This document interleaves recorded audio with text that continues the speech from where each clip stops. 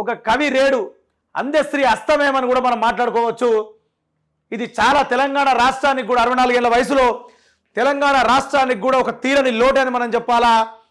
ఎందుకంటే ఉద్యమాన్ని తెలంగాణ రాష్ట్రం అనేది కూడా ఒక పాట రూపంలో ఒక ఆట రూపంలో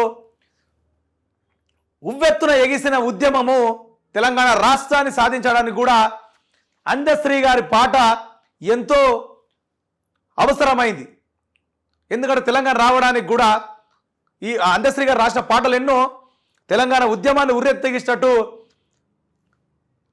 ఉన్నది. అట్లా ఎన్నో చూసినాం మనం అటువంటి. అదేవిధంగా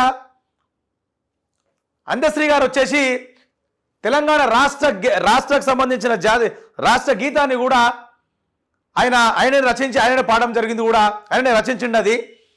జయ జయ హే తెలంగాణ జననీ జయ కేతనం అని చెప్పేసి తెలంగాణ రాష్ట్ర గీతాన్ని కూడా అందశ్రీ గారే రాసి మనకు ఇచ్చినట్టు కూడా మనం ఇక్కడ తెలుసుకోవచ్చు.